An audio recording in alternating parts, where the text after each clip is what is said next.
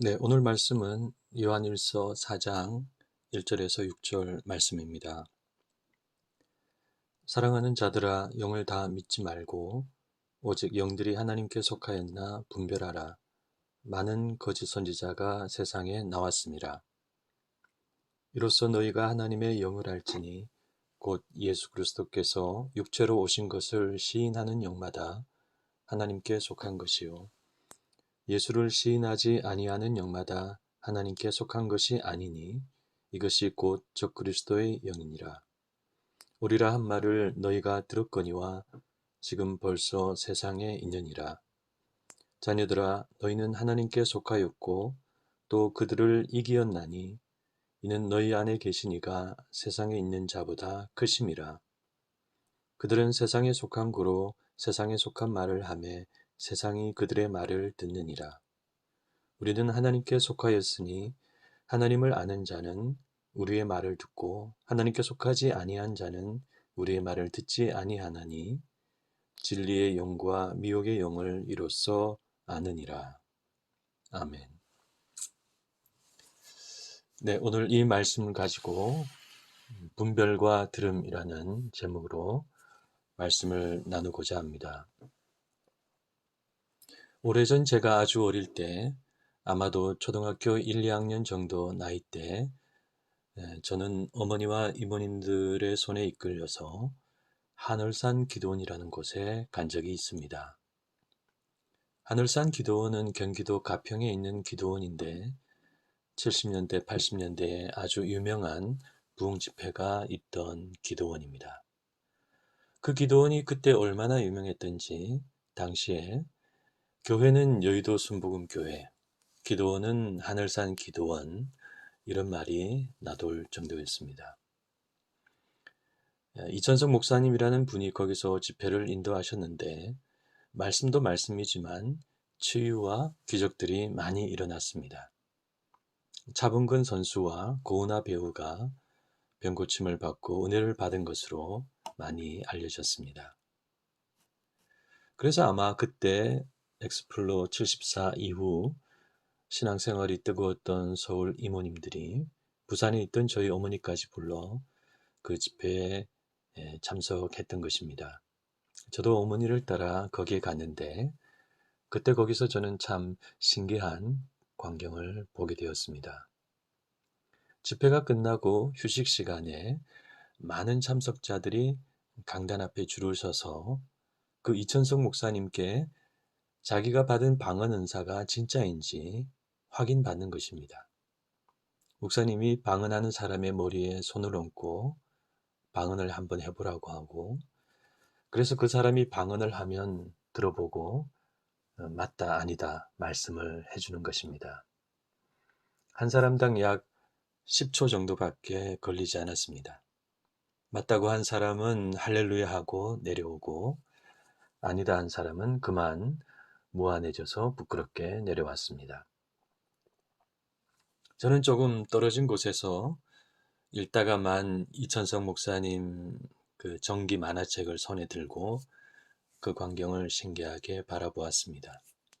제 눈에는 방언을 하는 것도 신기하고 방언을 분별하는 것은 더 신기했습니다. 그래서 제가 그 장면을 지금도 이렇게 기억하고 있습니다. 방언을 분별하는 것, 넓게 보면 그것도 영분별의 일환이라고 할 수 있겠죠. 우리 교회들은 70년대, 80년대 큰 부흥의 역사가 있었고 그때 성령의 역사가 참 많이 일어났습니다. 그때는 교회마다 에너지가 넘쳤고 힘이 넘쳤습니다. 큰 교회, 작은 교회 가릴 것 없이 부흥되고 여기저기 성령의 역사가 활발하게 일어났습니다. 저도 그때 100명 정도 되는 작은 교회를 다녔는데 전도사님도 없이 고등부 선배들이 인도했던 토요일 학생부 기도 모임이 얼마나 뜨거운지 그 볼품없는 예배당 뒤편 조그만 다락방이 지금도 기억에 납니다.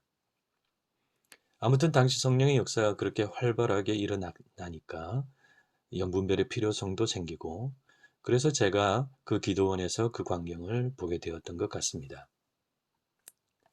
그러므로 우리가 오늘 본문 말씀을 볼 때 먼저 이와 같은 사실을 이해해야 합니다. 1세기에는 성령의 역사가 매우 활발했습니다.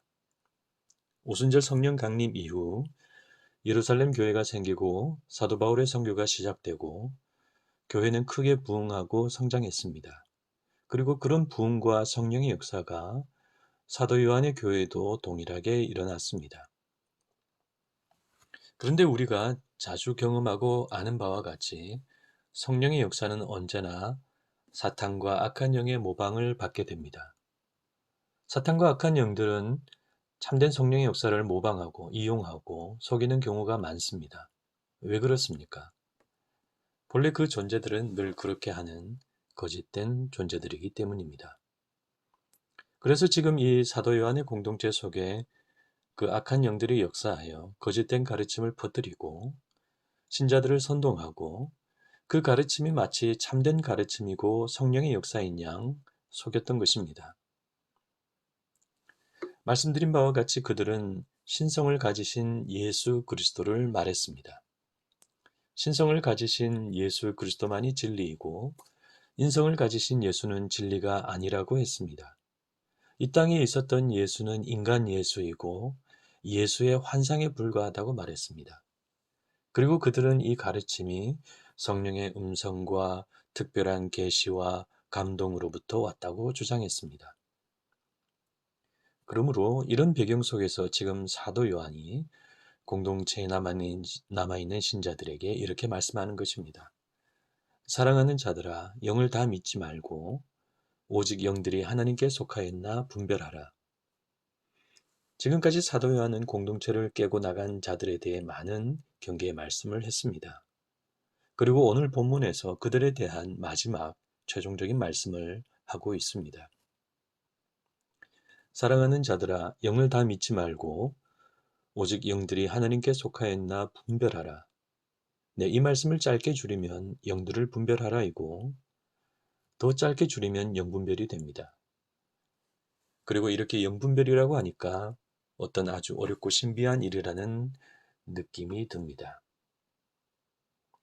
그런데 사도 요한의 이 영분별을 보다 정확하게 말하면 이것은 한 개인의 영분별 은사를 말하는 것이 아니라 악한 영과 거짓된 가르침에 맞서서 교회와 신자들 모두가 기본적으로 신앙생활의 한 방법으로 마땅히 영분별을 해야 한다는 말씀입니다. 영분별을 은사로 말한다면 그것은 그 은사를 받은 분만이 잘할 수 있겠죠. 그러나 영분별은 그 은사를 받은 분만 할 수 있거나 해야 하는 것이 아니라 기본적으로 모든 교회와 신자가 해야 하는 일입니다. 그래야 우리는 거짓된 가르침과 악한 영의 미혹을 이길 수 있기 때문입니다. 그렇다면 영분별의 방법은 무엇일까요? 영분별은 어떻게 해야 할까요? 네, 이것이 만약 은사로서의 영분별을 말하는 것이라면 그 방법은 조금 어려울 것입니다. 그 방법은 은사를 받은 분만 알고 거기엔 분명 신비적인 요소가 있을 것입니다. 성경은 은사로서의 영분별 방법에 대해서는 따로 말씀하지 않습니다. 그래서 아쉽지만 우리가 거기에 대해 잘 알 수는 없습니다. 좀 전에 말씀드린 이천성 목사님의 방언 분별에서처럼 어떻게 진짜와 가짜를 구분했는지 우리는 잘 알 수 없습니다. 그 은사를 받은 목사님은 아시겠지만 우리는 알기 어려운 것입니다. 그러나 지금 사도 요한은 은사로서 영분별을 말씀하는 것이 아니라 우리가 신자로서 기본적으로 해야 하는 영분별을 말씀하고 있습니다. 그래서 그 방법도 잘 말씀하고 있는데 그것이 바로 2절과 3절입니다. 그리고 매우 간단합니다. 예수님을 바르게 말하는 영은 하나님께 속한 영이고 예수님을 바르게 말하지 않는 영은 적그리스도의 영이라는 것입니다. 네, 사도 요한은 영분별의 방법을 어떤 신비적인 것으로 말씀하지 않고 예수님을 어떻게 말하느냐 들어보고 분별하라고 말씀합니다. 즉, 기도를 많이 하고 성령의 특별한 능력을 받아야 영분별을 할 수 있는 것이 아니라 예수님에 대해 바르게 말하지 않는다면 그 영은 곧 적그리스도 영이고 세상의 영이고 미혹의 영이라는 것입니다. 이것은 사도 바울도 동일하게 말씀하는 내용입니다. 사도 바울은 고린도전서 12장에서 하나님의 영은 예수를 저주할 자라 하지 않고 예수를 오직 주님으로 고백한다고 말씀했습니다. 이렇게 사도 요한은 영분별의 방법과 기준을 말씀하고 있습니다. 3절 말씀을 보면 예수를 시인하지 아니하는 영마다 하나님께 속한 것이 아니니 그렇습니다. 그 영들은 교묘하게도 예수 그리스도는 말하지만 예수는 말하지 않습니다. 예수 그리스도는 부활하신 예수님이고 예수는 이 땅에 육체로 오신 예수님이죠. 그래서 그들은 예수님의 신성만 말하고 예수님의 인성을 말하지 않는다는 것인데, 그래서 바로 여기에 신자들이 미혹에 빠질 큰 위험이 있습니다. 예수님 자체를 부인하는 것이 아니기 때문입니다. 그러나 신적인 예수님만 추구하는 그들의 가르침과 주장은 말씀드린 바와 같이 대단히 잘못된 신앙을 만들게 됩니다. 그들은 신비하고 매력적이고 구원받기 쉬운 신앙을 만들었지만, 그러나 그것은 성경이 말씀하는 참되고 신실하고 진실한 신앙은 아니었습니다. 그러므로 우리는 사도 요한의 이 말씀을 따라 영분별을 해야 합니다. 예수님을 어떻게 보고 예수님을 어떻게 말하는가, 이것이 중요한 기준입니다. 어떤 사람이 예수님에 대해 자기 생각대로 함부로 이야기하고 자신을 예수님과 동일시하고 예수님의 신성과 인성을 균형 있게 말하지 않고 예수님을 주님으로 고백하지 않으면 이런 모든 사람의 가르침은 거짓되고 세상적이고 미혹적인 그런 가르침입니다. 이단에는 구원론 이단도 있고 성령론 이단도 있고 종말론 이단도 있고 여러 가지 많지만, 그 중에서도 가장 위험한 이단은 기독론 이단입니다. 우리 신앙을 근본적으로 흔들어 놓기 때문입니다. 지금 한국의 많은 강력한 이단들은 어김없이 자신들의 교주를 예수님의 자리에 올려놓고 있지 않습니까? 그리고 거기에 잘못된 구원론이나 종말론을 곁들이고 있습니다. 그러므로 여러분, 언제나 예수님을 바르게 아시고 바르게 붙드시는 성도님들이 되시길 바랍니다. 그런데 우리가 오늘 이 말씀을 오늘날 우리 시대에 서서 조금 더 묵상을 해보면 한편으로 이 말씀을 정반대로 적용해야 할 필요성도 생깁니다. 왜냐하면 지금 세상 사람들은 1세기와 정반대로 예수님을 단지 인간으로만 보고 그분의 신성을 인정하지 않기 때문입니다. 사탄과 악한 영들은 지금 그렇게 세상 속에서 역사하고 있습니다. 그래서 우리는 우리 시대 속에서 이 말씀을 반대로 적용하면, 그래서 이 말씀을 이렇게 우리 마음속에 간직해야 하겠습니다. 이로써 너희가 하나님의 영을 알지니 곧 예수 그리스도께서 하나님의 아들과 메시아로 오신 것을 시인하는 영마다 하나님께 속한 것이요 예수 그리스도를 시인하지 아니하는 영마다 하나님께 속한 것이 아니니 이것이 곧 적그리스도의 영이니라. 그렇습니다. 지금 사탄과 악한 영들은 이 세상 속에서 예수님을 한 인간으로 각인시키고 있습니다. 역사적 예수의 실제 모습은 실패한 개혁가에 가까운데, 교회는 그런 실제 예수를 저버리고 신앙의 예수만 추구하고 있다. 그러나 그런 신앙화된 예수를 믿는다는 것은 오늘날 참으로 어리석은 일이다. 이렇게 말하는 사람들과 지식인들이 많습니다. 도올 김용옥 선생도 그렇게 말하는 사람 중 한 사람입니다. 그분은 기독교 집안 출신이고 기독교에 관해 많은 관심이 있는 분이고 책도 많이 썼지만, 그러나 예수님을 다르게 말하고 있습니다. 그러므로 우리는 오늘날 이와 같은 세상의 미혹에 맞서서 예수님의 신성과 주님 되심을 언제까지나 굳게 믿는 신자가 되어야 합니다. 그러므로 아무쪼록 우리 모든 성도님들은 세상의 영을 분별하시기 바랍니다. 세상의 영은 이 세상 속에서 활동하고 있는 미혹의 영이고 적그리스도의 영입니다. 이 영들은 시대의 환경과 지식과 문화와 사람들의 생각 속에서 활동하고 있습니다.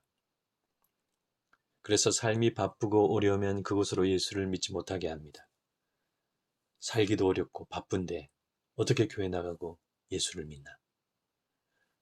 무신론이 부각되면 그것으로 예수를 또 배척하게 합니다. 성경이나 신앙은 과학이 발달하지 못했던 옛날의 산물이지 오늘날 현대인들이 어떻게 종교를 가지고 신앙생활을 하냐. 또 물질주의가 팽배하면 그것으로 또 예수를 저버리게 합니다. 예수를 믿으면 도움되는 게 뭐가 있냐. 돈이 최고다. 그런 생각으로 살아가게 합니다. 그러므로 아무쪼록 우리는 그런 세상의 영과 미혹의 영을 잘 알아서 예수님을 나의 주님으로 고백하고 바르게 분별하는 사람이 되어야 하겠습니다. 이렇게 오늘 본문의 첫 번째 메시지는 적그리스도의 영을 분별하라입니다. 이어서 사도 요한은 이제 4절부터 또 다른 메시지를 말씀합니다. 자녀들아 너희는 하나님께 속하였고 또 그들을 이기었나니. 사도 요한은 공동체에 남아있는 성도들에게 너희는 그들을 이겼다고 말씀합니다. 네, 이것은 그 성도들이 그들에게 미혹되지 않고 공동체에 남은 사실을 의미합니다. 그러면 그들 중에 얼마나 떠나고 얼마나 남았을까요? 정확히 알 수 없지만 요한일서를 전문적으로 연구하는 저명한 학자 중에는 이렇게 말하는 분이 있습니다. 아마도 반이 떠나고 반이 남았을 것이다. 네, 1세기 당시 요한교회 공동체의 역사와 당시 상황을 살펴보면 그 말이 과장이 아니라는 것을 알 수 있습니다. 그래서 사도 요한은 그것을 영적인 큰 승리로 말씀합니다. 거짓을 이기고 진리를 붙드는 것, 그것이 보이지 않는 우리의 영적인 승리이죠. 사도 요한은 이렇게 너희가 그들을 이겼다고 말씀하고 이어서 그 이유를 말씀합니다. 이는 너희 안에 계시니가 세상에 있는 자보다 크심이라. 이 말씀의 의미는 너희의 승리의 비결은 너희 안에 계신 그분 때문이라는 것입니다. 사도 요한은 이와 같은 승리의 비결을 5절과 6절에서 계속 말씀합니다. 그들은 세상에 속한 구로 세상의 말을 하고 그리고 세상인 그 신자들도 그들의 말을 듣고 따라갔다. 그러나 우리는 하나님께 속한 구로 우리 안에 있는 하나님의 말씀을 듣고 남게 되었다. 네, 사도 요한의 이 말씀은 매우 신비한 내용입니다. 그들의 DNA는 세상이므로 세상의 말을 듣고 떠났지만 우리의 DNA는 하나님이므로 하나님의 말씀을 듣고 남았다는 것입니다. 그러면 그들의 본질과 우리의 본질이 어떻게 다를 수가 있게 되었는가? 여기에 하나님의 은혜와 신비가 있습니다. 앞서 사도 요한은 신자들에게 영을 분별하라는 말씀을 권고하였습니다. 영을 분별하는 것은 우리가 생각하고 판단하고 알아내야 합니다. 그것은 우리의 일이고 우리의 몫입니다. 에베소 교회 성도들도 자칭 사도라 하되 사도가 아닌 자들을 시험하여 그의 거짓된 것을 드러내었고 그래서 주님의 칭찬을 받았습니다. 그러므로 우리는 마땅히 그와 같이 최선으로 분별해야 합니다. 그런데 지금 4절 이후에 사도 요한은 그런 우리의 노력과 분별과는 뭔가 다른 내용을 말씀하고 있습니다. 그것은 바로 그런 우리의 분별과 승리의 배후에 궁극적으로 하나님의 신비와 은혜가 있다는 것입니다. 하나님의 역사로 우리는 하나님의 자녀라는 본질성을 가지게 되었고 그래서 우리는 그들을 따라가지 않고 남았다는 것입니다. 그렇습니다. 양은 자기 목자의 음성을 듣죠. 우리가 그분의 음성을 듣고 아는 것은 내가 똑똑하고 현명해서가 아니라 궁극적으로 그분이 나를 자기 양으로 삼아주셨기 때문입니다. 그렇다면 사도 요한의 이 4절에서 6절에서 말씀하는 이와 같은 사실을 우리가 안다면 그럼 우리는 어떻게 해야 할까요? 네, 첫째는 당연히 하나님의 그 은혜에 감사해야 합니다. 나는 옥토인가? 길가밭인가? 돌밭인가? 가시밭인가? 나는 어쩌다 옥토가 되어서 하나님을 믿고 열매를 맺고 있는가? 하나님이 나를 그렇게 선택해 주시고 자녀 삼아 주시고 옥토로 만들어 주신 이유를 우리는 모릅니다. 내가 잘한 것은 없습니다. 오직 하나님의 은혜로 우리는 구원을 받았습니다. 그래서 우리는 하나님의 그 은혜를 늘 감사히 여기고 열심히 하나님을 따라가는 믿음이 되어야 합니다.